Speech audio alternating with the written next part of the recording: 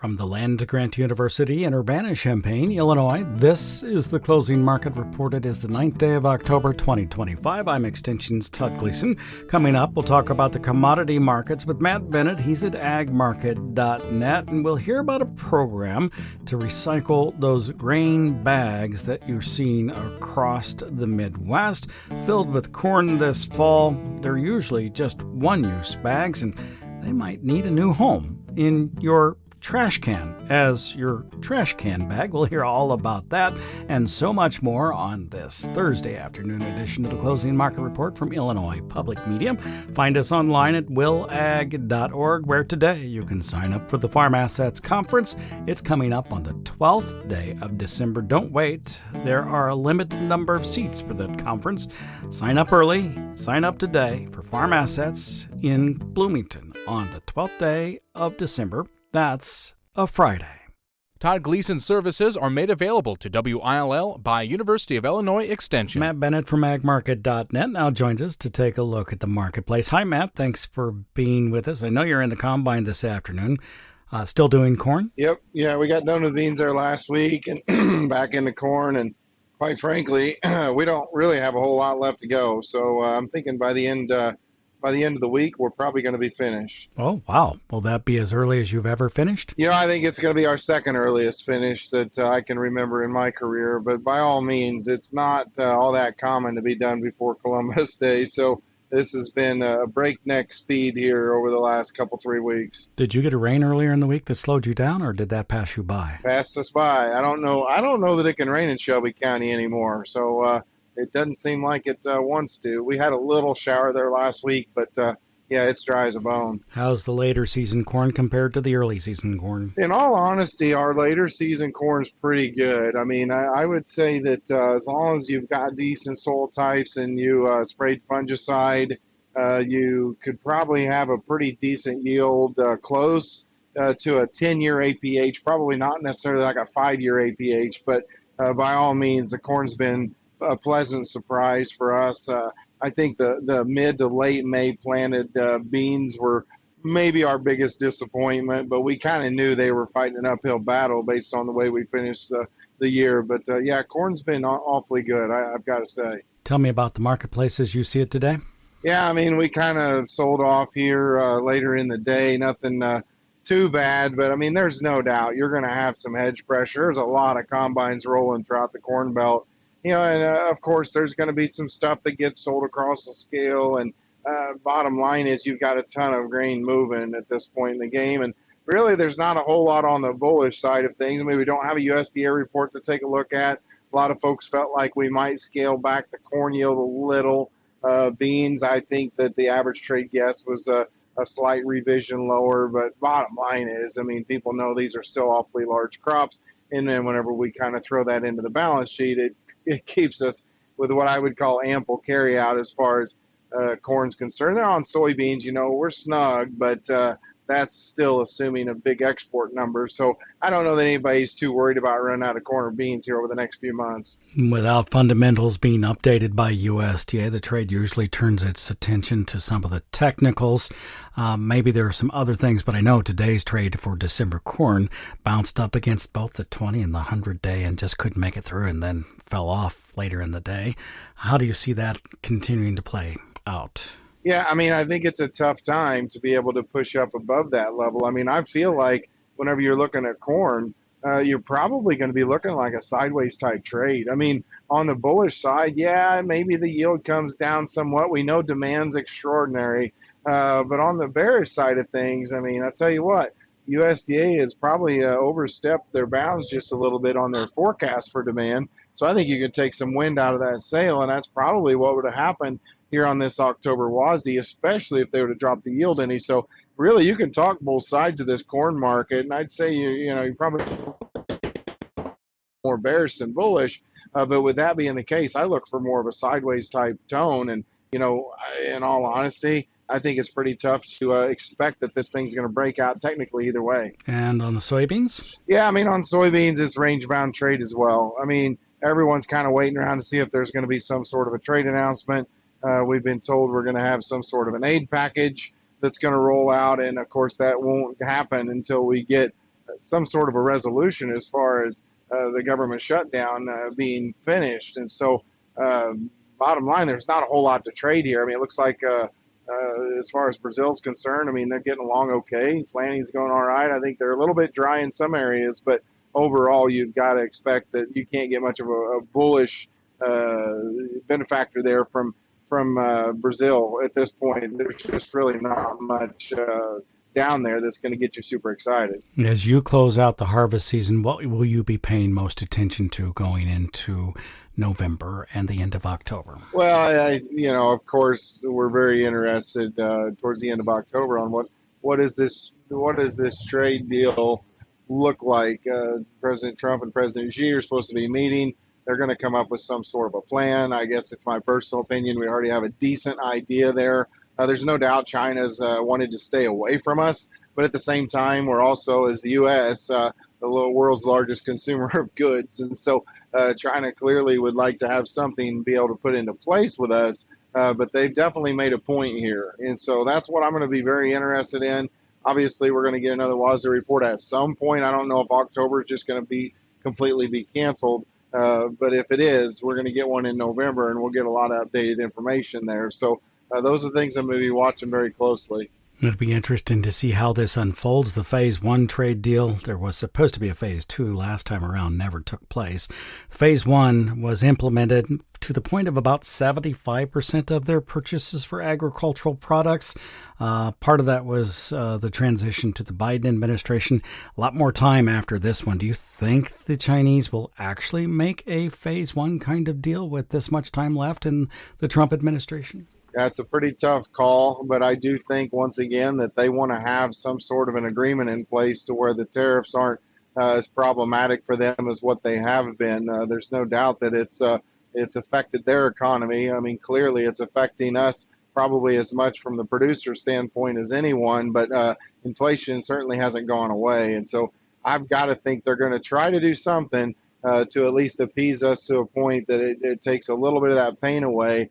Whether it's going to be a Phase 1 type trade agreement, I don't know. But if we remember, they bought a ton of corn after that Phase 1 trade agreement, and that certainly impacted our markets and was a big reason why 21 and 22 were such good times for the U.S. growers. So we've got to hope that we get something like that, because right now it's sorely needed. Matt Bennett, of course, is with agmarket.net. Matt, thanks for being with us. You can hear him again on our website at willag.org.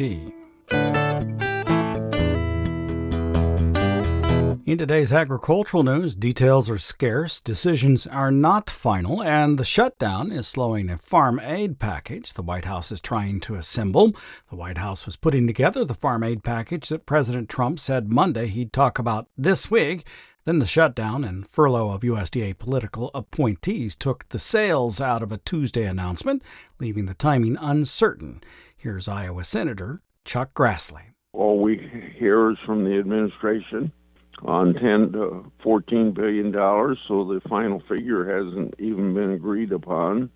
And then there's only $4 billion in the CCC. Same fund that USDA used during President Trump's first term trade war with China.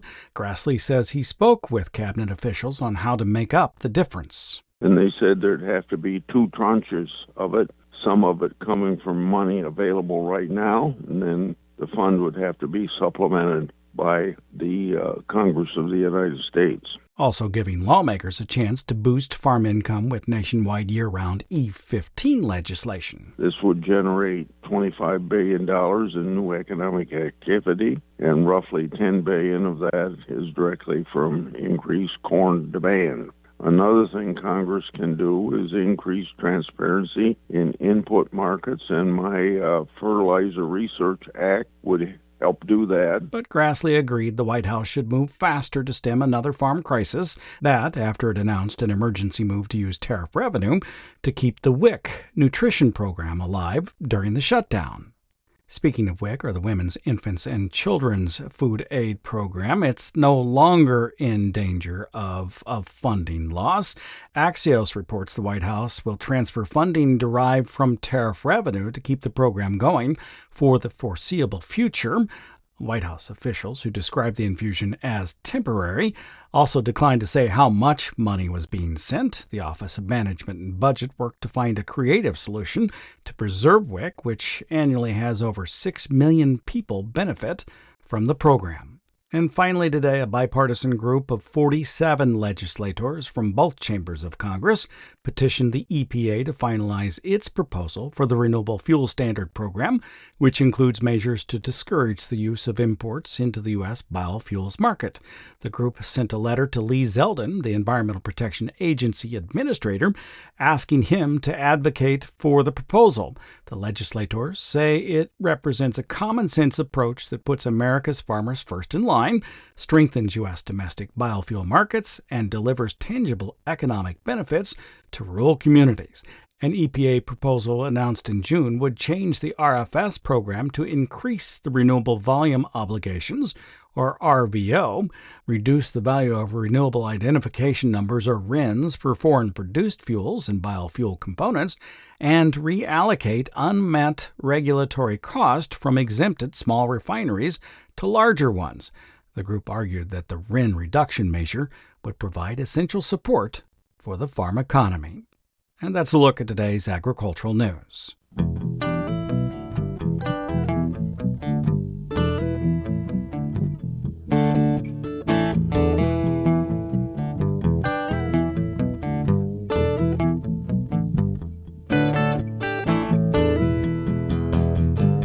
Up next, this season there may be more grain bags across the Midwest than ever before, and it might be important to recycle them. Generally, these are one-use bags, and so once they're emptied, they need to have a new use, and recycling might very well be worthwhile. I called to talk with Chris DeClerc. He's an irrigation specialist at Delta Plastics. They have a secondary company called the Revolution Company, and they will come anywhere in the Midwest to pick up grain bags as long as they're gathered together. Chris says he's been with Delta Plastics for about 15 years, but recently has been working through the recycling program. I've been with the company about 15 years, but I am now also in charge of running a recycling program where we bring in ag plastics, we recycle those plastic ag components, and we make plastic trash bags out of them. So in particular, we're thinking about the number of grain bags that are being purchased across the Midwest this year to store corn, because it should be such a large crop that farmers are hoping to keep more of it on the farm than in the elevator. They'll need, because I think most of these are one-use bags. Is that generally the case for the grain bags, and they're actually recyclable? Generally they are, yeah. It's a type of ag plastic they use once. They find a way to dispose of it in some way, hopefully recycle it in some way, and then buy it again the next season. You're looking at helping producers and others find a way to properly dispose of this if they don't have another use. And sometimes they do find uses for it on the farm, but these are, 200 feet long. They are enormous pieces of plastic. How do they go about doing that, and what does your company do? Sure. So it's a rather easy kind of step through model. If they have the machinery to roll it up, there are grain bag rollers that are out there that you can hook up to a tractor or to a PTO and just basically wind that big long bag up until it rolls tight into a roll, almost like a hay bale, almost looking plastic roll. We'll come get it if they're rolled tight like that. And we have 40,000 pounds of it on site, which I don't know exactly how many rolls that is. All rolls aren't created totally equal.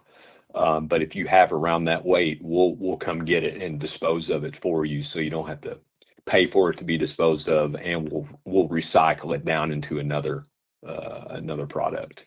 So you'll come anywhere in the Midwest to do that? We will. We sure will. And that's affordable for you to make it into small garbage bags, tall garbage bags for, the kitchen. Yep. It's a good product for us to take in and to make, other products from. All we ask from the end user, it could be a farmer, it could be a co-op, it could be a waste disposal that are looking to keep these grain bags out of the landfill, is that you just have the weight, you roll it up tight, you be ready for a truck that we're going to send, which is it's a 53-foot dry van trailer, and you need to have a bobcat, you need to have a ramp ready to go. That driver will pull up in a dry location. He or she more than likely won't even get out of the truck, but you be ready to have the equipment necessary to load him up, and in a couple hours we can be gone, and it's at no fee to the end user. Do you need to have these bales, for lack of a better word, tied up, or are they heavy enough that they, once you set them on, they don't blow? I mean, do they need twine around them? Yeah, it would be good if they had one piece of twine wrapped around the bag, so it didn't look like kind of spaghetti-like.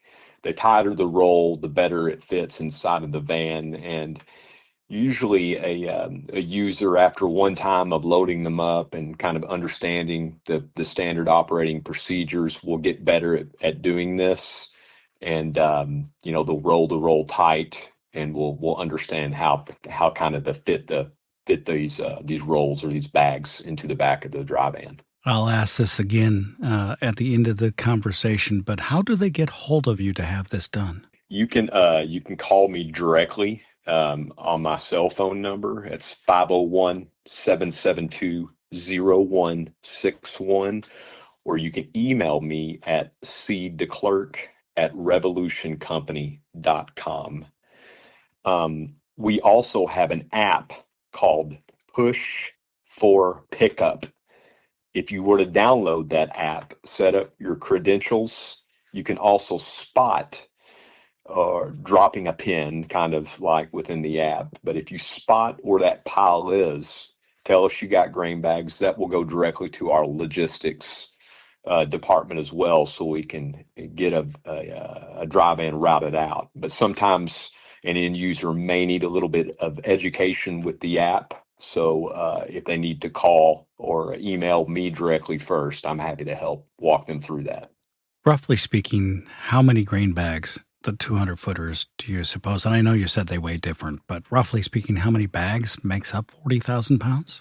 Oh, goodness. I don't want to give out an exact number at all. Some of them are smaller, some of them are larger, some of them kind of get they're wedged in there kind of nice, almost like a Tetris in the back, and then some of them may be kind of filled into an empty void here or there. I don't want to give out an exact number on that, because I just don't know. I wish I knew exactly how many rolls make up 40,000 pounds, but just because each roll is not exactly the same when it comes out of the field. All right. Thank you much. I appreciate it, Chris. No problem. Thank you, sir. Chris DeClerc is with the Revolution Company. They're the recycling side of Delta Plastics. That's at deltaplastics.com. If you're looking for information about the recycling program, it may be easiest to go there. Again, that's deltaplastics, plural.com.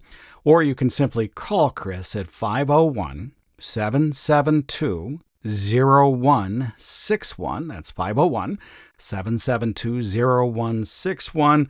I will say that I looked up the weight of a bag empty, and it's somewhere around 200 to 300 pounds, so there would need to be more than 100 bags gathered together to make up a 40,000-pound load. I'll bet you as a farmer will be looking for a good way to get rid of these one-time use 200-foot-long bags after you're done with them. It might be a good idea to contact the place from which you purchased them to see if they can put together a hub where the bags can be brought back to. Anyway, that's how I'm thinking about this. Again, deltaplastics.com. Chris DeClerc is the name. The number is 501-772-0161. And he says they'll come any place in the Midwest to pick up those bags as long as they're all gathered together.